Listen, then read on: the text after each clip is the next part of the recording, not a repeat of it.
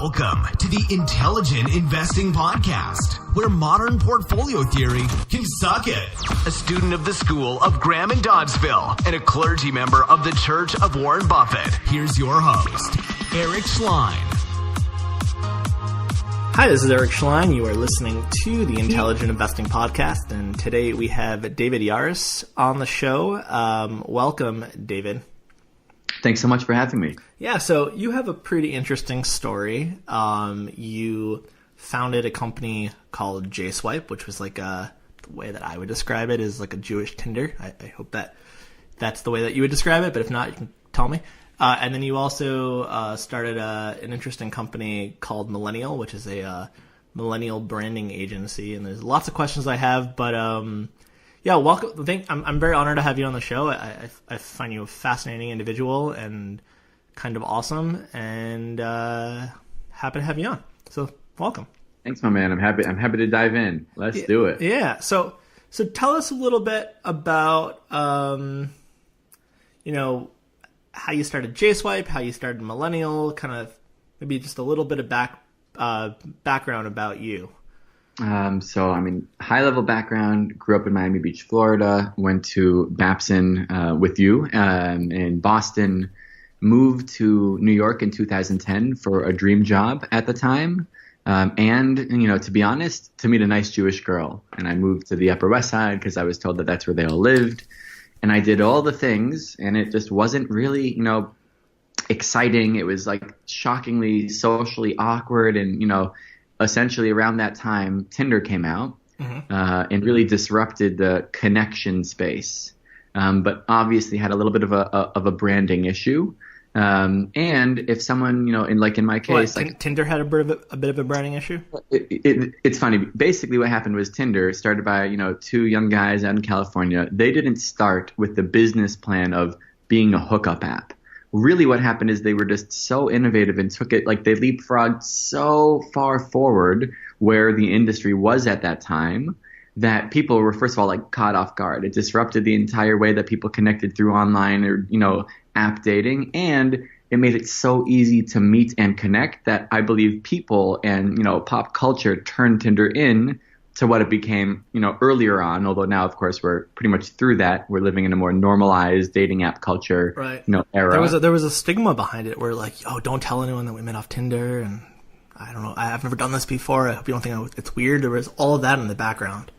For sure. And it was around that time where for me, finding, meeting, being with someone Jewish is important to me. And a tool like Tinder, while it was great and blew up globally for sort of, let's call it niche audiences, or finding someone specific who in this case was Jewish, wasn't convenient, natural, or it was just basically you didn't know. So either you had to use that as your opening line, hey, are you Jewish? Which is obviously not a fun, engaging opening. Right. Or you don't know, and then you maybe, talk for a while, get offline, then find out. But frankly, that's really not, responsible or respectful to either person or their time. Yeah. And then ultimately, I saw the technology. I thought it was incredible. And nothing really existed like that specific to millennials in the Jewish community. And so set out to build and, launch the first Jewish swipe dating app. We launched in Passover 2014. And it was a combination of, thank God, right place, right time, right team, right execution, a lot of hustle, a lot of, blessing and some luck. But we have now since, a few years later, we've grown to over 1 million users around the world. We're the largest and, most engaged Jewish dating app. We've had thousands of, marriages and, billions of swipes and tens of or hundreds of millions of matches. It's beautiful. It's been an incredible journey, wild experience, pretty much totally unexpected, but it's been really rewarding and meaningful to work on. So that's the main project over the last 5 years. And for full disclosure, I think you know this, but I met my girlfriend through JSwipe. I love that. Yeah. Mazel. And she's actually coming to visit in a few hours from New York to come visit. Well, tell her I say hello and mazel tov. I could actually hear her saying that right back to you. Perfect. I will. I'm sure she'll be listening to this when this gets published as well. But right, yeah. So yeah, I figured, when we started dating, I would bring on the founder of whatever whatever platform that was. So, if it was Tinder, I would have brought on the founders of Tinder, but it was JSwipe, so I brought on, someone cooler. Well, I am honored to be here. I'm honored to have you. Very cool. And so how did you assemble this team for JSwipe when there was nothing there? So really, I think it's a great case of the strength and loose ties, right? Basically, I'm definitely not a techie, or let's call it, at the very least, I'm not the developer. Although I definitely wish that while I was growing up, I did nothing in life other than learn how to code. But it's basically a combination of just amazing people who knew amazing people. I linked up with a buddy from Babson who was already working on a separate technology, a separate app, for a totally different space with two of his buddies. We got together. It made sense, for them to pivot and to sort of double down on this vision and direction, and the rest is history. So it's basically, beautiful, and networks of people who you never would have thought that, would be the people that ultimately, change, either, basically it's people that I would have never expected or known otherwise, but the world and circumstance brought us together in this moment, and it's been, a beautiful experience. Yeah. So I feel like you are kind of the perfect marketer because you genuinely are interested in how to connect with other people and how people can connect with other people and how brands can connect with other people. Would you say that's accurate? It's the most inspiring, fascinating thing, to me. Right. Does it piss you off when you see people in the marketing field that are just like sleaze bags and it's all about manipulation for them? No, I mean, I don't know. What makes me feel funnier is in the marketing world, I feel like there's genuine, authentic connection and, I don't know, intention. Yep. And then there's agencies and, marketers or really sales guys that are just in it because at the end of the day, marketing is somewhat fluffy, right? Messaging, sentiment, yes, now everything in my world is data-driven with performance marketing. So it's no longer like the world of fully fluff. Yep. But, so there were some places that I had either witnessed or worked briefly where it was just all about selling the next, pitch of some, campaign, so you could just basically maximize dollars into the agency. And not that, whereas, Millennial, the other business that I'm working on and have been working on for about 5 years as well, it's like we're all pretty passionate about whatever project we're working on. By the time we take on a project, it's already vetted for, is it aligned with our interests? Is it aligned with what we're excited about? Is it a brand that we believe in? Okay, check, great. Now let's explore how to help co-create the businesses we believe in. And so we're all pretty, invested in the mission, in the success of our clients. And so yeah, we're really, engaged. Does it piss me off when I see marketers who aren't? Not honestly. Hopefully, I try not to be impacted by that. Okay. I don't try not to collaborate, engage. They're not in my sort of sphere. But they definitely exist, and I think it's important for businesses, entrepreneurs, decision makers to really poke a little bit deeper than just like a fancy pitch, because everyone, or not everyone, but people are really good, especially marketers, at making you believe and think what they want you to believe and think. Right. So you have to sort of pierce that a little bit to get into the the core of who are they, what do they believe in, what do they care about, is this, etc. You get the gist. Yeah. Are you familiar with Seth Godin's work? Of course. Yeah. So are you? You sound like you would be very aligned with him. Is that? Yeah, I mean, I like Seth Godin. Okay. I learn a lot from Malcolm Gladwell, Dan Ariely, behavioral economics. I'm always thinking about what makes people tick, why they do what they do, the subconscious mind, and how messaging and movements are built in spread. So Seth Godin, is definitely one of the inputs and inspirations for my thinking. Okay, cool. So Seth's been very influential for me because before I read his blog and some of his books, I actually had a very negative view on marketing. I used to see it as a manipulative thing. There's a lot of people, there's a lot of people in the value investing community that kind of shun even promoting anything, that it's bad, and if you're good at what you do, people will just magically hear about it. So I think people like you really, really have provided a service to me to say, oh, wow, it's not bad to market if you do it with integrity. I'm with you. And yeah. I totally respect the opinion of if it's good enough, people should hear and come. But at the same time, I believe in the power of authentic sort of, real marketing, where if it's good enough, then other people should know about it. You can accelerate the rate at which people will come by, thoughtfully tailored distribution of, meaningful messaging. So you can serve. I feel like there's a big need in the market for people like you, especially with maybe some of these larger brands that have been around for like 100 years. That, at least from my very on the surface, because this is not my field, but from a very on the surface view of how I see it, there's a lot of these, food brands, beverage brands. They've been around forever, right? They've been around for 100 years, 80 years, whatever. And, they were used to an advertising model, if you will, where they just throw millions and millions of dollars on showing people happy using their product.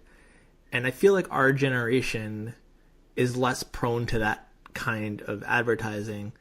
And it, we can see through when people are drinking Coca-Cola and smiling and happy and really in really good shape. We know that's not true, that you're in really good shape if you just drink Coca-Cola every day. Do you see that they're kind of needing to alter the way they market themselves, or alter the way that they talk about their brand, or alter their brand? Have you noticed there's shifts around that? I mean, first, that's just in terms of languaging. Yeah. Do I see a need for it? I'm not even thinking about them, because by and large, they're so irrelevant to the businesses and brands and products and services and apps in my life that I actually think about or use, that I think thus, glaring is the need for them to sort of reorient, rethink their approach to engaging, at the very least, the next generation of consumers, which is now becoming sort of the entering the decision-making level and spending level and home of really meaningfully impacting their current and the future of their businesses. I also now think we're in a world where they are starting to now get that themselves, meaning they're starting to realize the urgent need for lots of these big businesses that have been around for, tens or hundreds of years and have been really successful in been able to sort of just ride that wave, are no longer able to coast with some new flashy campaigns for the same products. When every day there's a new, millennial direct-to-consumer startup that's disrupting, or at the very least eating their lunch, right? Using very, very efficient business models, targeting, only through paid performance marketing and just crushing it. And that's happening industry after industry after industry. And so if you're in a big, corporate behemoth and have not at least had your ears perk up, but at the very least had, I hope at this point, several intensive, like all hands on deck planning meetings to future-proof the business through innovation and adapting to, the values and ways of the new consumer, then I would be very worried. Right. Yeah. And so on the flip side, for sure, I mean, you can almost think of any category that now has at least 2, 3, but probably at least one superstar direct-to-consumer brand that's offering the same thing with maybe 100-day warranty or like 100-day return policy. Like, it's just people are and those who are in entrenched businesses that have for a long time run without having to innovate will soon, different timelines for different spaces, but come to sort of a point of reckoning. And I hope that they realize that before they do. Or well, it kind of blows my mind that a lot of these businesses are like, their solution is, well, we're having trouble growing our revenue, so we're just going to start cutting costs and firing people. And it's like, you don't get it. Yeah.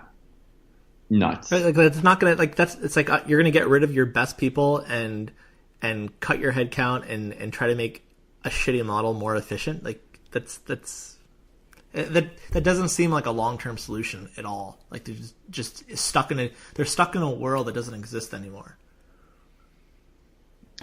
100%. Yeah, so I'm right there with you. So have you been able to help some of these larger businesses? I saw on your in your bio when you did some stuff with Mr. Youth, was that what it was called? That you did some brand. You basically help some of these larger brands market to millennials. So I ran a company called Mr. Youth for a while, which was part of a bigger agency called MRY, which was part of one of the agency sort of holding companies called Publicis Group. And what our group did was basically help global brands understand and engage young people. Mm-hmm. We were doing that through a variety of ways, namely ambassador advocacy and word of mouth marketing, which then evolved into sort of social media before social media became like a whole industry. At Mr. Youth, we were running large-scale ambassador and advocacy programs for Coca-Cola, Procter & Gamble, Microsoft, HP, Spotify, like a bunch of these big businesses for sure. And it was, I think, before this was now, mind you, 6 through 10 years ago. Yeah. And it was really before the urgency level of knowing and realizing that that everyone had to start thinking differently was really upon us. I would say that it only has become abundantly clear to some of those businesses over the past, few years. Are there any businesses that, I guess a few questions. Did those businesses continue to work on those products or to work on those, not products, to work on those marketing strategies, or was it kind of a one-time thing, or did they get it? Oh no, I mean I think at this point most organizations, at least of that size and scale, have some form of ambassador program, have some form of advocacy program, and now social media really has sort of shifted how that entire world works. Mm-hmm. Advocacy, ambassadors, we used to think about on-campus reps receiving and distributing products and promotions. Now so much of that is lives through social media. Like online, like Facebook ads and things like that? Yeah. Well, not just Facebook ads, but like, quote, influencers on social media, people posting and sharing content. And so the biggest brands, that are still moderately relevant to younger people, even if they're older businesses, are practicing in one way, at the very least, let's say, are exploring. Hopefully, not. I mean, I wouldn't say universally exploring, but, most of them are dabbling to some level in these areas, but how it comes to life and what it looks like has sort of evolved over time. Interesting. Can you talk about maybe a few case studies of larger businesses and how they've changed their model a little bit, marketing wise? What we're seeing now so I'm sure very high level. Everything that we do now is performance driven, meaning. Let's take there were always loose ways of measuring, overall marketing and then business success, or marketing driven business success. But let's call TV or newspaper, it's imperfect, or at the very least it's not, granular. So sure, if I spend in these regions and I see a corresponding uptick of X, sales, theoretically, I'll presume that that's because of, the marketing that I was doing. Now we're living in an era where we can track, every movement someone makes online from the first time they see our ad through the maybe 7th, 8th, 21st time they interact with our brand on social. And we could track the consumer journey all the way through conversion and understand where every dollar is going on a cost per acquisition, cost per lead, cost per, anything. And so therefore, the differences, the main shifts in case studies are businesses that were spending either more broadly on sort of interest targeting, or even older models like TV or newspaper or print, and are starting to either fully go into, or at least pivot towards, or at the lightest level test, performance marketing, which means you have a specific suite of assets, meaning advertising, creative assets. Let's call it a video or a post or a blog or a photo, what have you. Yep. You use defined target audiences using all of your customer data, lookalike data, which is algorithmically similar to the custom audience that you already know you have, but distinctly not them. You set up all of these sort of targeting and optimization parameters, and then you start running the spend, A/B testing every single asset you're using, and optimizing for the best costs, best targets, best creative, best, et cetera, on an ongoing basis. And so that world, and then there's this, so that's sort of just the initial driving interest through sort of maybe the initial conversion way of thinking. There's something that we call full stack marketing, which is everything from your audience targeting, so how either tools, software, or doing it, in-house, all of the different ways of determining defined target audiences on these various digital platforms. Then there's actually the media testing, so you're A/B testing all of the different creative. You're either using, third-party platforms to buy the media, or you're using straight on Facebook and Instagram and Twitter, itself.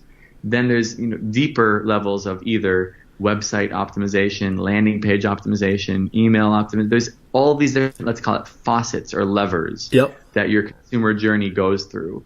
And the modern marketer is basically a scientist that, and an artist, although oftentimes maybe different teams, that are working on putting the best messaging through at different stages of that journey to make sure that we're dropping people lower in the funnel to convert. And on the flip side, the science side is people are, A/B testing and with little magnifying glasses all day, every day in the dashboards, in the platforms, optimizing for the best performing everything. And so that full stack marketing, performance marketing, data driven is the modern marketer's media mix.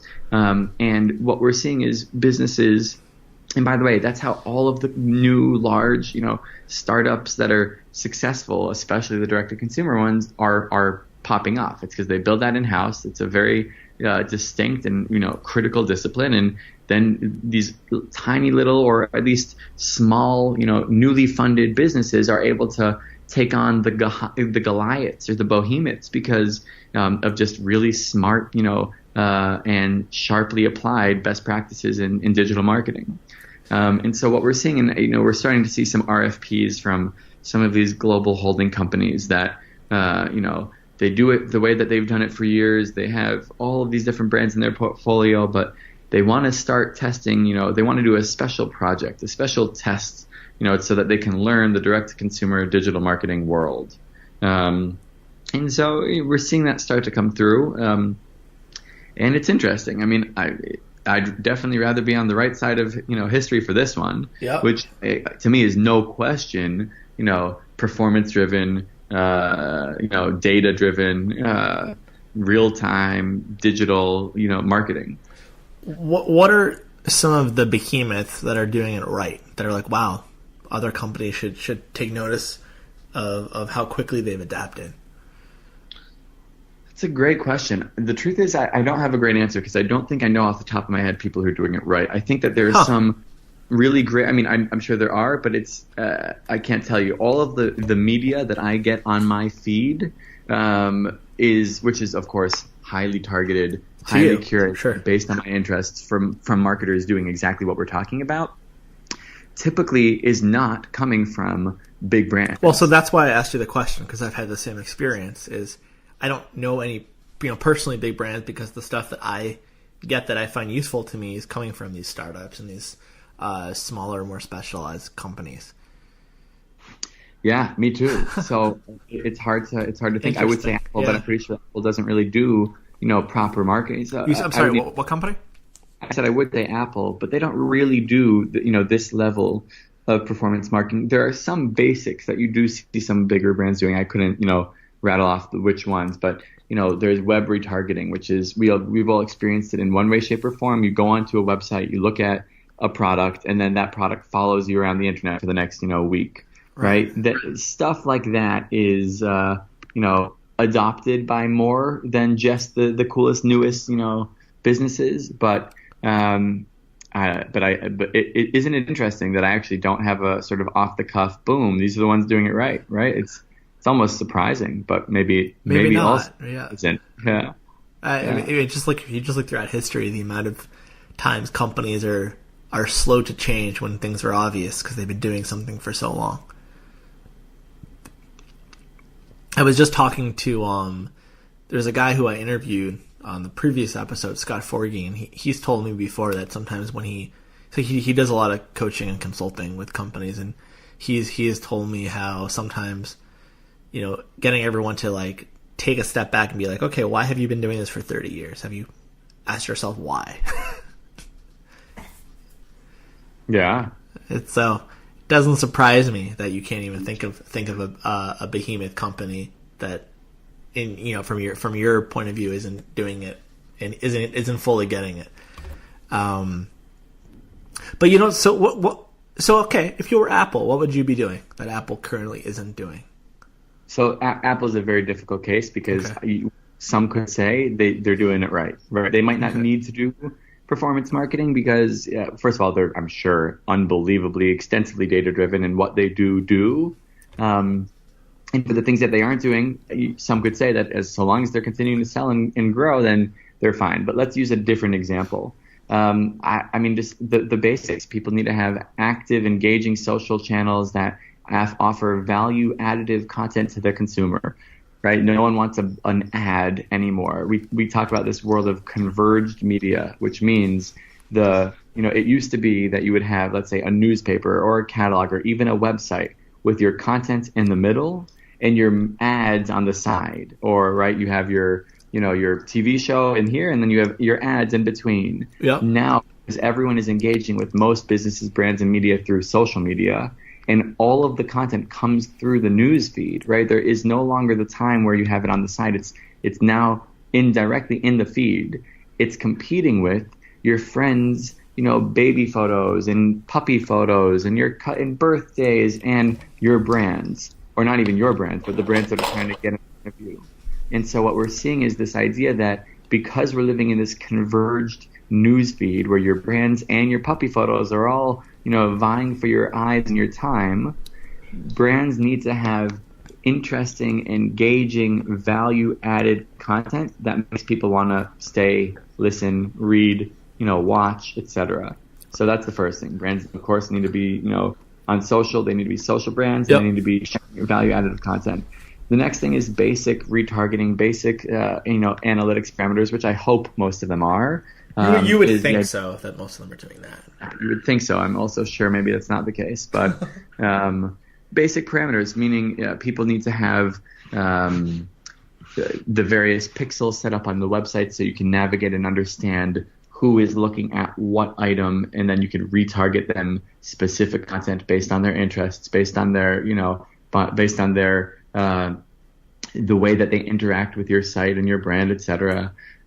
Everything should be performance driven. We talked about a lot so far on this podcast, but the idea that no money should be spent if we can't in advance understand what we're measuring, what success looks like, what our benchmarks are for success in that category. Like, it's a waste, and it's shocking how many businesses really still aren't living in that.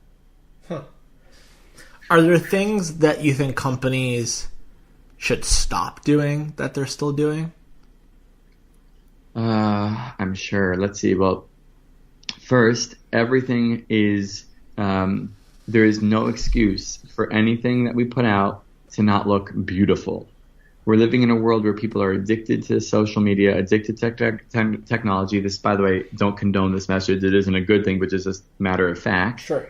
And the platforms that we use for this are the spend hundreds of millions of dollars a year making it as beautiful, as clean, as minimal, as sticky as possible for the users.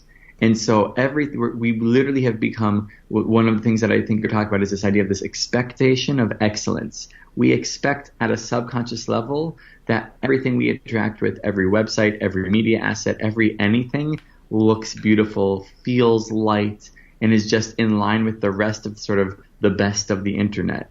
And so one thing that the first thing that I would say brands need to stop doing is anything that isn't beautiful, anything that isn't mobile first or mobile optimized. Like, there's no, especially now when we're living in the world where you can use something like there's all of these tools where you don't need to be a designer to have beautifully designed things. You don't need to be a developer to have beautifully optimized websites. There's Squarespace, and there's all of these tools that allow you to access that without having to be the subject matter expert. Although, of course, if you know a great designer, they're always going to make it look beautiful, or better at least.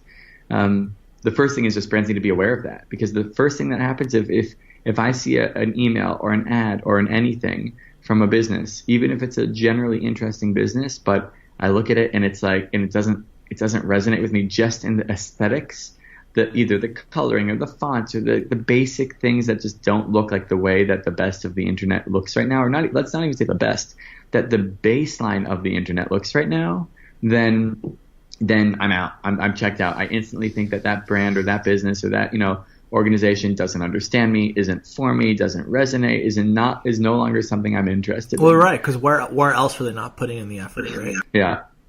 Okay, I have a question for you. What are your thoughts on some of the... Are you familiar with businesses like WPP, Omnicom, stuff like that? A bit, yes. Do you feel that they're keeping up with the times? Because I know, just from an investment standpoint, that whole industry, is trading at some of the lowest multiples ever. And I know a lot of these value investors that have actually made investments in some of those businesses expecting that this will be a temporary thing. Do you see those companies in kind of a perpetual decline, or do you think that, through acquisitions and buying up smaller firms, they'll be able to get with the times? I think it's going to. So the first thing I'd say is I would, paraphrase or pull from some of my conversation with my mentor, advisor, friend, and chairman of both mllnnl and JSwipe, a guy named Matt Britton, who was also the founder and CEO of Mr. Youth, the company that I worked at for 5 years beforehand. Mm-hmm. He thinks and talks a lot about this, and basically any type of really large scale, like big old school agency, even if they're trying to innovate, even if they're, or the agency holding companies like the ones you're mentioning, yep. Mm-hmm. It's not looking good. They have such deep infrastructure and such huge ships to sort of course correct that it unless they do some very serious, surgery, yep. It's not something that I would hope. Let's put it this way: it's not something that I would definitely, put money into, right? And it's not something that I would see either coming back, anytime soon, or maybe even coming back to where where we would want it to be. And that's because it's for a variety of reasons. One, agencies in general now, lots of the businesses that we were talking about as these sort of newly popping up, hugely successful direct-to-consumer brands, et cetera. These are all building some, most of the agency functions in-house, right? Because if you have a performance marketing team, which is really how most of them are sort of really getting off the ground, you need that in-house because it's so tightly integrated with your product team and your creative team and your, all of these teams sit side by side and go at it in a war room and build these businesses. So the need for traditional agencies, but the need for agencies is shifting. A, B, there's I think it was Gary Vaynerchuk, but as a quote that if you think you're living in today's digital era, if you think you're a shoe company, you're wrong. You're a media business and a shoe company.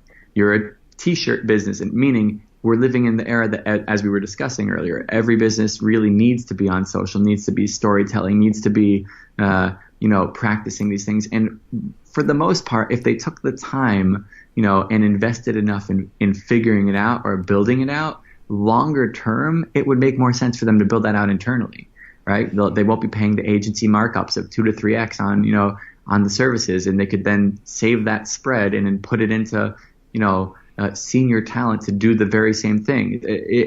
It's going to be challenging for traditional agencies or the general agency world as we knew it to pivot or iterate fast enough to really keep at the very least at the cusp, if not just keep afloat. Yeah, that's always been kind of my gut feeling on what you just said, but it's interesting to hear it from someone who knows a lot about this stuff. Do you see companies like Facebook, Instagram, Twitter, that kind of infrastructure sticking around for a while? Yeah, I don't, lots of people will bring up the idea that, well, is Facebook, is that still relevant? The young people aren't using it yet, all of these things. In my mind, they're not going anywhere anytime soon. Facebook has, besides the fact that they've made some very smart acquisitions, of course, Instagram, which is really the primary, most engaged platform, even for the youth, right? Besides that, like they've positioned themselves as now the universal web login. Of course, Google also, join with Google or connect with Google or, connect with Facebook.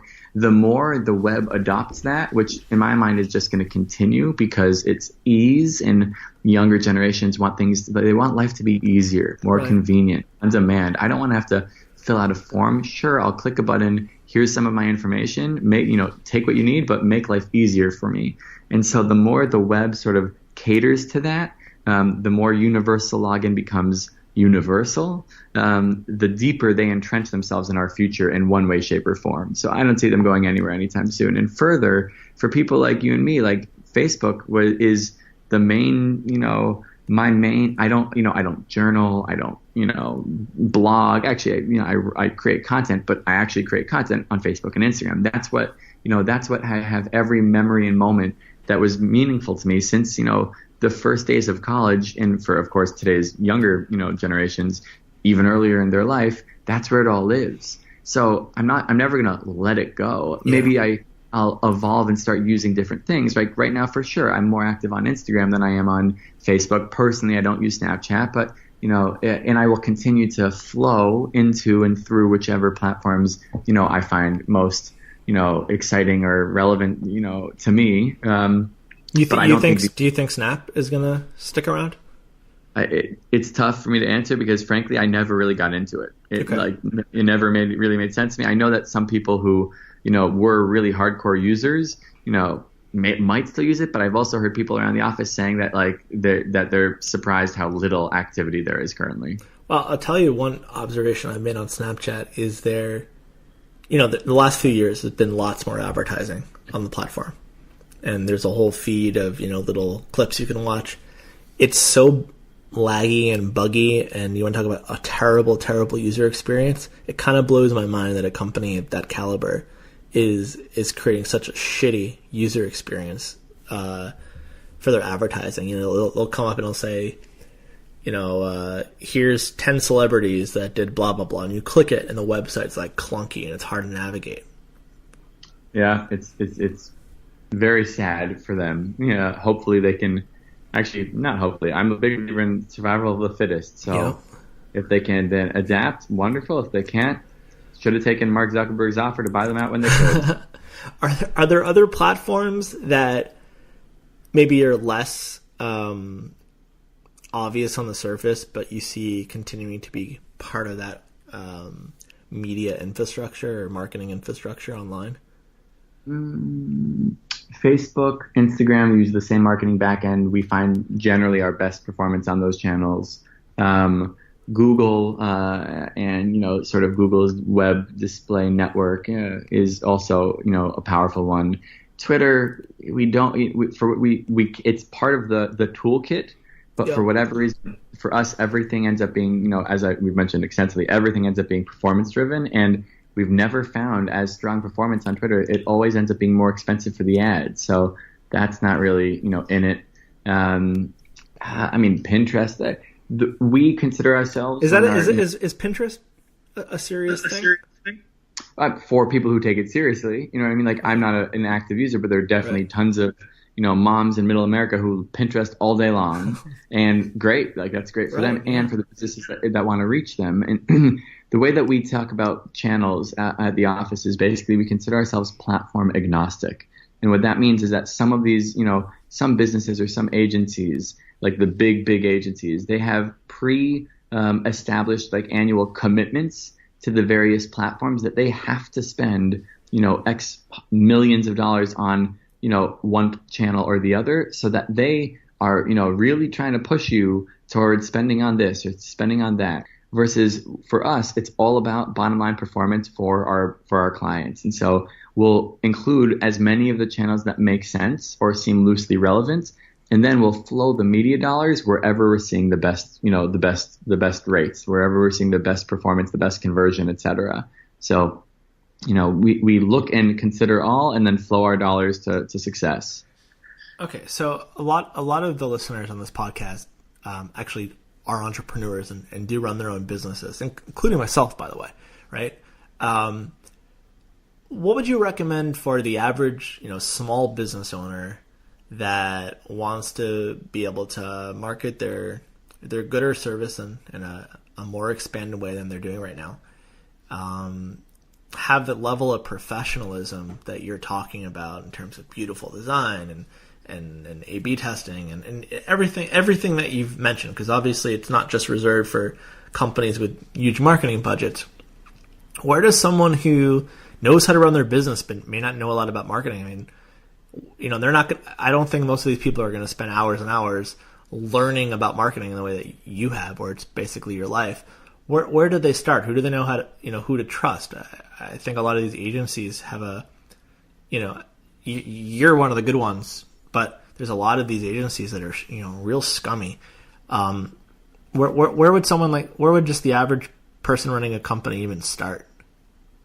It's a great question, because it's not easy. It's very overwhelming. I'm like, well, how do I start a website? Do I use Squarespace? Do I hire someone? Do I hire a designer? This is a lot of money. Like, what do I do myself? And then the other thing that I found, and I'm just talking about from personal experience, and then people say, well, you can do this yourself. It's like, well, maybe from your perspective, I can do it.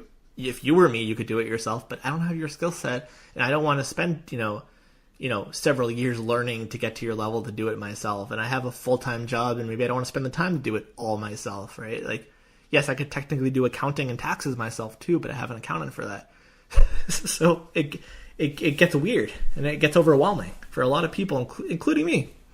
It makes sense. I would say, generally speaking, I would use the same rule of thumb that one of our developers suggested when we were starting JSwipe, which is, with development in general, especially if you don't know how to code, how do you really know if someone's just talking a big game or really is a great developer? Yep. You don't, especially if you don't know how to code. And I've seen many a friend's business, great concept, they had some money to put into it, and then got the wrong developer, spent all the money, didn't get where they needed to get, or they got somewhere but it didn't look or feel good, and then, went under. And that's only because of the wrong person, for the decision on who to partner for that particular piece of the project. Yep. And their primary advice was always get a developer that comes through a referral of a developer you trust, right? Like, I would say ask a marketer to, help you find a marketer they trust. Because other than that, marketers could maybe just be marketing themselves, or exactly, or falsely marketing, et cetera. And you don't want to fall victim to that, because there are a lot of sharks out there that, aren't really in it to help you, but they're in it to, make as much money as they can. And so I'd say my answer to that would be ask someone you trust, who is in the know, to help navigate, or help select or help vet for you. Interesting. Before we wrap this up, this has been very eye-opening for me. Before we wrap this up, where, are you sold JSwipe? Was that correct? Yeah, JSwipe was acquired by JDate about 3 years ago. And is JDate pretty hands off, or did they change things around? I mean, is JSwipe today what you envisioned? For sure. For the first 2 years, they were fully hands off. About a year ago, we sort of combined teams, and we're all now, we're all now sharing the same, central resources. When you say we, I mean, are you still involved? I am still involved. Oh, you are? Yeah. Okay. I assumed you weren't. So what's your involvement with JSwipe now? I still basically do all the things that I had done all along. So I sort of oversee the brand, the marketing, the social media, the community, the events, the partnerships, like everything that has to do with the community and with the consumer is, still my domain. Well, I will tell you, I don't know what it is, but I thought maybe it was just my experience. It was such a great. I had even before I met my girlfriend, I had a very positive dating experience on JSwipe, even if some of the girls I met before didn't work out. I almost found like the community self-selected to be like, I don't want to sound like a dick, but just more normal. Like the amount of just whack jobs on Tinder was like unbelievable. It was like they all just kind of flocked to Tinder. It's funny. I mean, I appreciate that. I think that by virtue of someone, using a specific app that is, designated for a particular community, like there's already a level of intentionality that goes into that makes them more likely to be, maybe the type of like either serious or all the things that I think you were sensing and picking up on that. Right, because if you're going to use JSwipe, you're already saying there's something important, values based to me that I'm going to be proactive about. Where Tinder, there's going to be much less of that. And just in the Jewish community, there's maybe more social accountability because of Jewish geography. You feel like somehow you're connected to them. I think there's a variety of things that go into that, but we have gotten the comment before that, the app, the community is it's either more refined or, more serious or more engaged or more, thoughtful, less, whatever than other apps. 100%. The other thing though with Tinder too was, have you ever actually read their like user agreement and their actual rules? I have not. So they pretend like they're not a hookup app. Well, I mean, I actually believe them, right? In my mind, and that's kind of, it's the idea that they started out just to be a connection app and a tool to connect people. And today's day and age, frankly, there are, especially with Tinder's scale, tens of thousands of people who have gotten, married through meeting on Tinder. My cousin being one of them. Sure. I guess this is the thing that I always thought was a little strange, was that there's something they might have changed it now, but I think it was like when I read this like 2 years ago, they had a thing where it was like, if you talk about wanting to hook up, if you talk about anything sexual on there, if there was like anything outside of the normal, I'm looking for a relationship, it was grounds to get kicked off the system. Yeah, I'm not sure. I don't remember that, but I believe it. Yeah. And it just always was interesting to me because it seemed like they weren't acknowledging that there was a whole segment of the population that weren't on Tinder for a relationship, and there's plenty of people that were.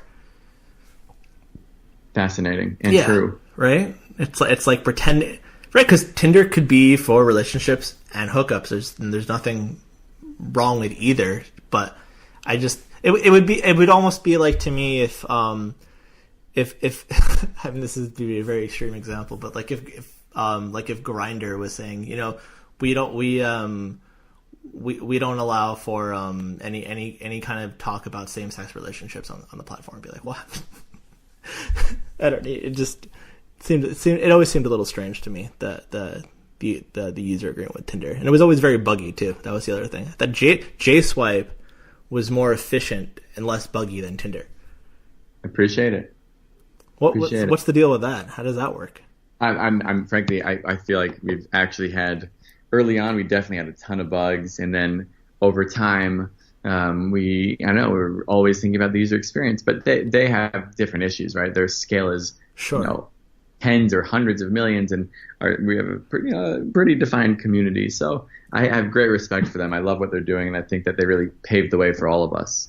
Yeah, I wasn't trying to pit you against Tinder by any means. So I didn't want it to come off that way. But there was always, while I'm on an interview with the founder of JSwipe, it's trying to air my grievances from years prior.